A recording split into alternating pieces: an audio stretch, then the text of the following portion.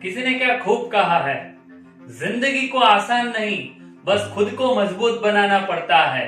सही समय कभी नहीं आता, बस समय को सही बनाना पड़ता है। मैं फायर्ड अप राकेश एक बार फिर से आपके साथ पॉजिटिव वाइब्रेशन के साथ। दोस्तों, एक बार की बात है, एक गांव था। गांव में एक संत महात्मा रहते थे। वह बहुत ही दयालु थे, सबसे मिलते जुलते थे, ज्ञान की बात करते थे। लेकिन एक बार एक आदमी उनके पास आया और उनसे कहा कि संत जी, मेरे 1000 रुपए चोरी हो गया है और मुझे आप पर संदेह है। तब संत ने कहा कि ठीक है, चलो ये लो तुम्हारे 1000 रुपया, मैं दे देता हूं। तब वह व्यक्ति 1000 रुपए लेकर संत के पास से चला गया। लेकिन कुछ दिन पश्चात सही मायने में जो चोर था वह पकड़ा गया। तब उस व्यक्ति को बहुत ही दुख हुआ। वह प्रायश्चित करने के हेतु संत के पास गया और उनके चरणों में 1000 रुपया रख दिया और कहा कि संत जी, मुझे क्षमा कर दो, मुझसे बहुत बड़ी भूल हो गई है। तब संत ने बहुत ही मृदुता से मुस्कुराकर कहा कि भाई, मैं दी हुई चीज वापस नहीं लेता।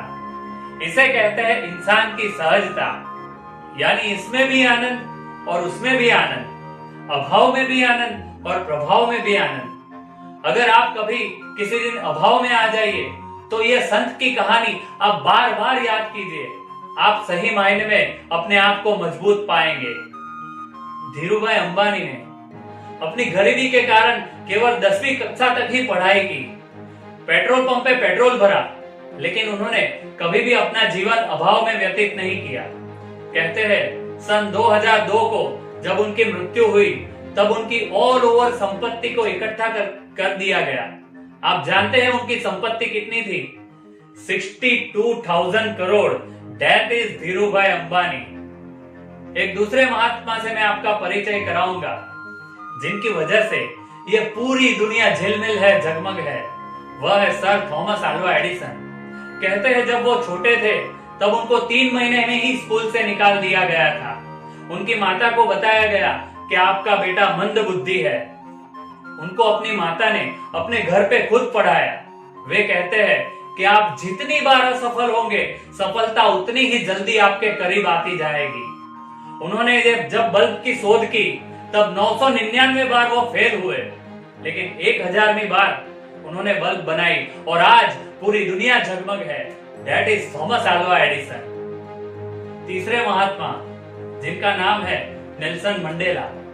उन्होंने अपने जीवन काल के 27 साल रॉबिन टापू की जेल में बिताए। उनको जेल में किसी भी गुनाह किए बिना, किसी भी गलती किए बिना डालने वाले थे जॉन वॉस्टर। वह हर 3 साल में उनके ऊपर नए नए केस डाल देते थे। हर 3 दिन में पार्लियामेंट में हैंग टू मंडेला का बिल पसार करते थे, लेकिन किसी न किसी तरह वह बिल पास नहीं होता था। लेकिन 27 साल बाद गोरों की सरकार चली गई, मंडेला को आजाद किया गया। उनका परम शत्रु कौन था? जॉन वॉस्टर, जो हमेशा कहा करता था कि I have to dream to seeing that Mandela. वह हमेशा मंडेला की मृत्यु की कामना करता था। मंडेला को जब जेल से रिहा किया गया तब देश विदेश से बहुत सारे पत्रकार आए। उन्होंने मंडेला को पूछा कि सर, व्हाट अबाउट जॉन वॉस्टर? आप जॉन वॉस्टर के बारे में क्या कहना चाहेंगे? तब मंडेला ने कहा कि he is a very nice guy, he is a decent guy. जो व्यक्ति, आप सोचिए, जो व्यक्ति हमेशा मंडेला की मृत्यु की कामना करता था, उसे 2 ही शब्द में क्षमा कर दिया। That is Nelson Mandela. चौथे एक महात्मा से मैं आपका परिचय कराऊंगा। ही इज कार्ल मार्क्स, जिनके पास अपने बेटे के कफन के लिए पैसे नहीं थे, लेकिन आगे जाके उन्होंने पूरी दुनिया को साम्यवाद का पाठ पढ़ाया। अगर आप भी अपनी आंतरिक शक्ति को जागृत कर ले, अगर अपनी आंतरिक शक्ति को प्राप्त कर ले, तो एक दिन आप भी अपनी सफलता का अध्याय लिख सकते हैं। फायर्ड अप राकेश आपसे यही कहता है कि आप अभाव को अभाव ना समझे, अभाव को हमें प्रकृति से मिला गिफ्ट समझे।